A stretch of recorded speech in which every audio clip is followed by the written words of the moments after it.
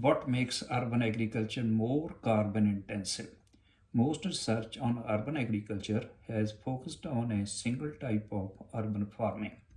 Often high tech projects such as aquaponic tanks, rooftop greenhouses, or vertical farms, electricity consumption often means the food grown in these high tech environments has a big carbon footprint.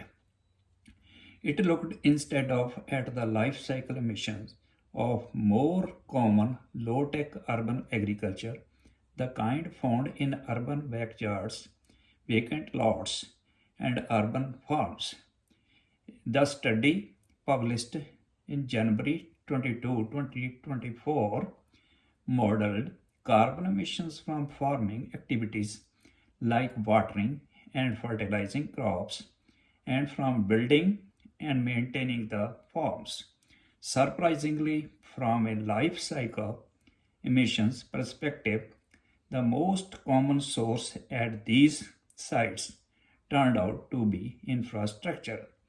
From raised beds to sheds and concrete pathways, this gardening infrastructure means more carbon emission per serving of produce than the average wide open fields on conventional farms. However, among the 73 sites in cities including New York, London, and Paris, 17 had lower emission than conventional farms. By exploring, by exploring what set these sites apart, it identified some best practices for shrinking the carbon footprint of urban food production. Make use of recycled materials, including food waste and water.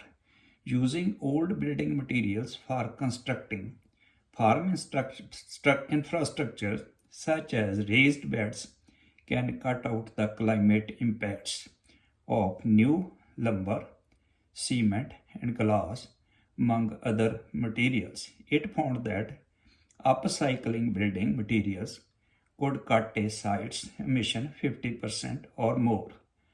On average, the sites used compost to replace 95% of synthetic nutrients.